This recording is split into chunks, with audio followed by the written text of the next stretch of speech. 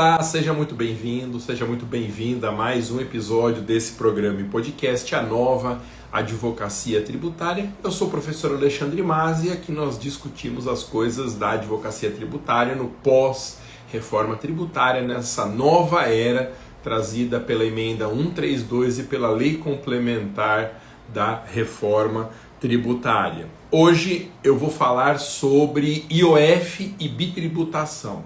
Lembrando que esses programas sobre a reforma tributária têm o conteúdo extraído do meu curso completo da reforma tributária, um curso com uma carga horária de 8 horas, falta 1h30 apenas para que eu tenha entregue o curso completo e você encontra o link para fazer a matrícula nesse curso e nos demais cursos dessa escola aqui na descrição do vídeo ou na minha bio do Instagram, no perfil @professor Mazza. Lembrando que essas lives são transmitidas somente pelo Instagram no ao vivo e a cópia delas, a reprise é disponibilizada nas outras redes. Então quem quiser assistir ao vivo tem que me seguir lá no perfil @professor Mazza do Instagram. Bom, eu falei já na semana passada sobre esse fantasma que assombra a reforma tributária, que é o tema da bitributação. Aliás, eu escrevi um artigo que saiu em alguns jornais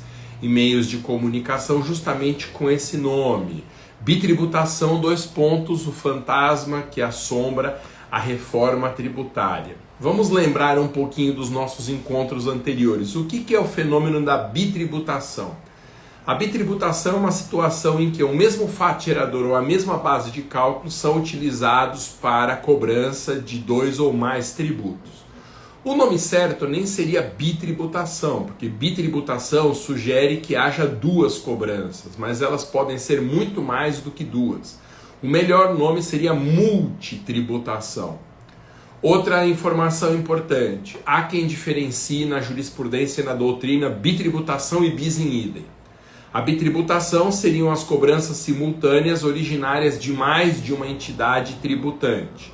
Já o bis in idem seriam exigências simultâneas da mesma entidade tributante.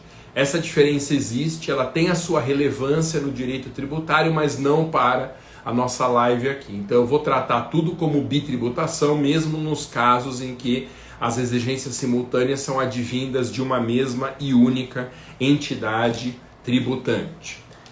Outra informação importante que muita gente não sabe: a bitributação é uma técnica jurídico-tributária que tem como objetivo encarecer determinados fatos geradores ou bases de cálculo. Às vezes o Estado quer desestimular uma certa prática.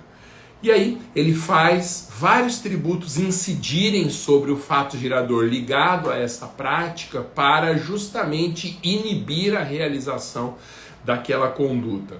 E a bitributação, ela não é um fenômeno estranho ao nosso ordenamento. Pelo contrário, existem casos na Constituição, no texto originário de 88, com previsão de bitributação. É porque a Constituição Federal, no seu texto originário, juridicamente ela pode tudo. Então, embora a bitributação seja um fenômeno vedado hoje em dia, quando a Constituição de 88, no seu texto originário, abarcou algumas causas de bitributação, a gente não pode discutir a validade quando isso acontece. Se você pegar, por exemplo, o fato gerador importação. O fato gerador importação, ele desencadeia no texto de 88 a incidência de mais de um tributo. Não só do imposto de importação propriamente dito, como também a incidência do ICMS, a incidência da COFINS, um único fato gerador, vários tributos. Bitributação, quando a Constituição no texto originário prevê, não há problema nenhum. A grande dificuldade está nos casos em que a Constituição, no texto originário, não previu a bitributação. E aí, os governos tentam implementar essas novas exigências tributárias sobre fatos geradores e bases de cálculo que já estão ocupados. Então você pega, por exemplo, valor venal do imóvel, que é a base de cálculo do IPTU. É uma base de cálculo que já está ocupada com a cobrança do IPTU. Eu não posso usar criar um novo tributo que tenha como base de cálculo também o valor venal do imóvel, porque isso será uma bitributação que o nosso ordenamento proíbe. Uma outra questão que se coloca é a seguinte: onde o nosso ordenamento jurídico proíbe a bitributação? Porque uma coisa é falar que está proibido, outra coisa é mostrar onde que está proibido. Basicamente, são 4 as linhas de vedação da bitributação. Em primeiro lugar, há uma vedação implícita, pela própria circunstância da distribuição constitucional das competências tributárias. O fato da Constituição dar o IPI, por exemplo, para a União, já exclui a possibilidade de que Estados, Distrito Federal e municípios instituam o mesmo tributo sobre o único fato gerador. Então, a vedação da bitributação, em primeiro lugar, ela é barrada por uma própria lógica do sistema.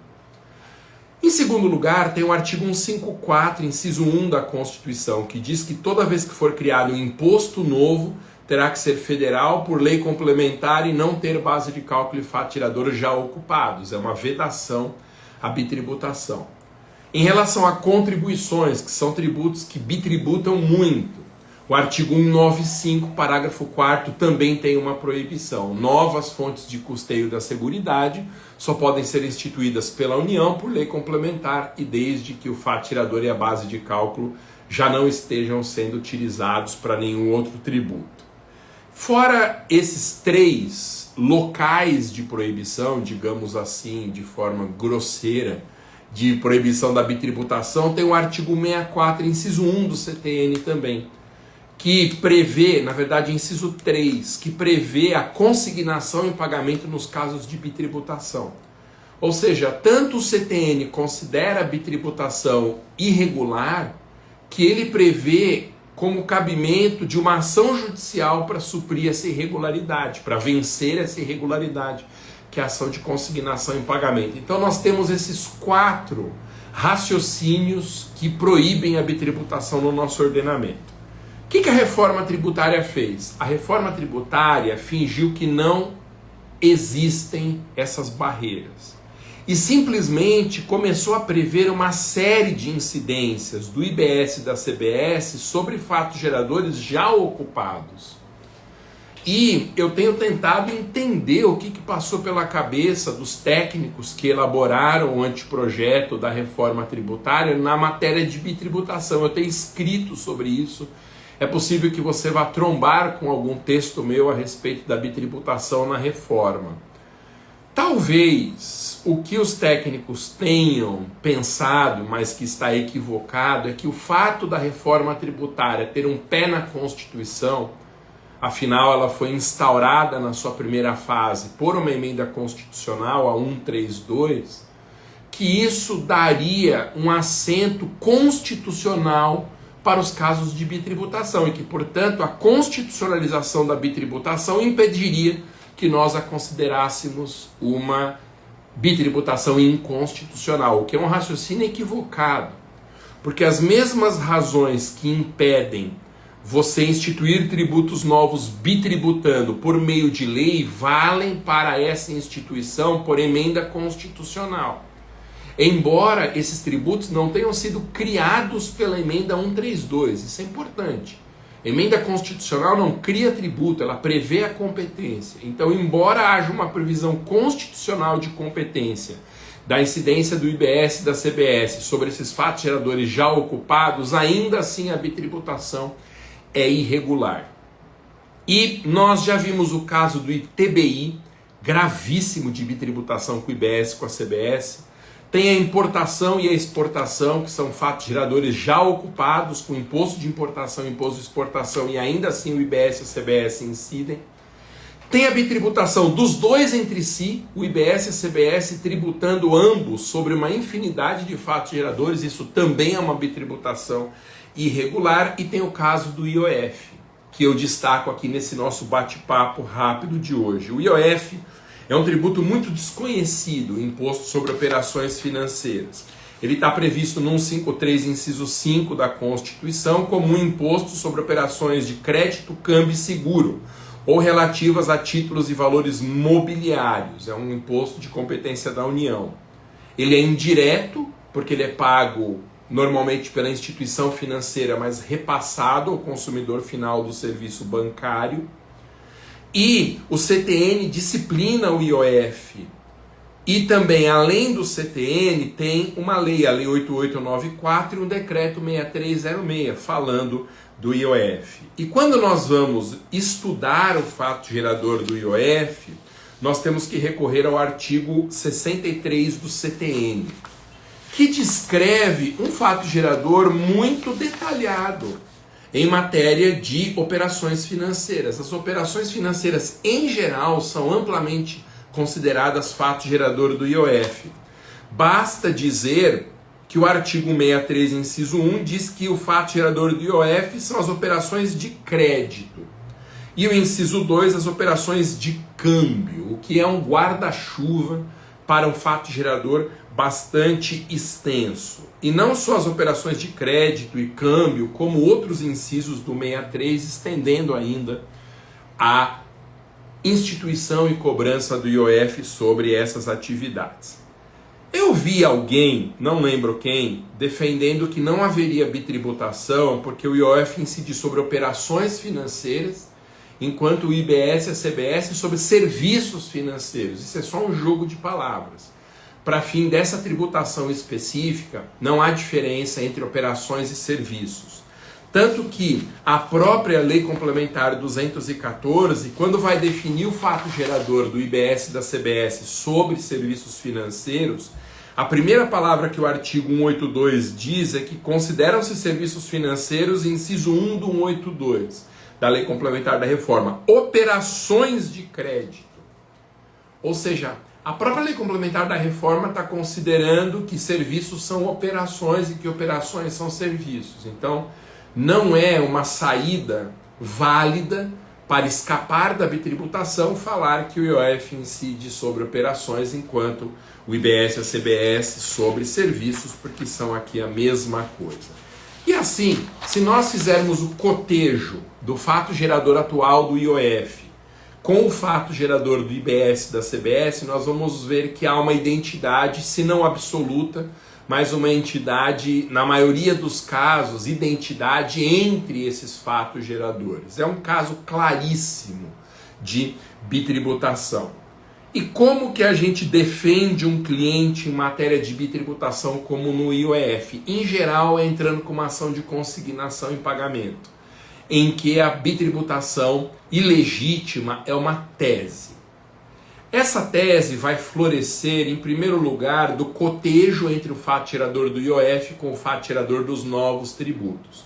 No meu curso completo da reforma tributária, eu tenho tratado a bitributação do IOF como um paradigma, como um modelo a ser replicado em outros casos de bitributação. Então nós vamos fazer esse cotejo entre o fato gerador do IOF e o fato gerador dos novos tributos para mostrar que há uma identidade. Após isso, vamos relembrar o juiz de que a bitributação é um fenômeno proibido com base nos argumentos que eu já mencionei e entrar com uma ação de consignação em pagamento. Na consignação em pagamento, quando há duas ou mais exigências simultâneas sobre o mesmo fato, eu deposito em juízo a maior das exigências e transfiro a responsabilidade. O juiz é que vai decidir quem que tem direito a levantar esse valor. Mas não só na consignação em pagamento. A bitributação irregular também é tese, que pode ser usada em qualquer outra peça. E para nós, na advocacia, tese é oportunidade de negócio. Então, fique no seu radar com esses casos múltiplos de bitributação irregular na reforma. Eles vão gerar, como eu tenho dito, um oceano de ações judiciais nos próximos anos, e ações judiciais são oportunidades para você decolar na advocacia, são produtos a mais que você pode oferecer para o cliente no seu escritório. Então esse foi mais um episódio do programa e podcast A Nova Advocacia Tributária. Para se matricular no meu curso completo da reforma tributária, clique no link que está na descrição desse vídeo ou na minha bio do Instagram. Valeu, até mais, tchau!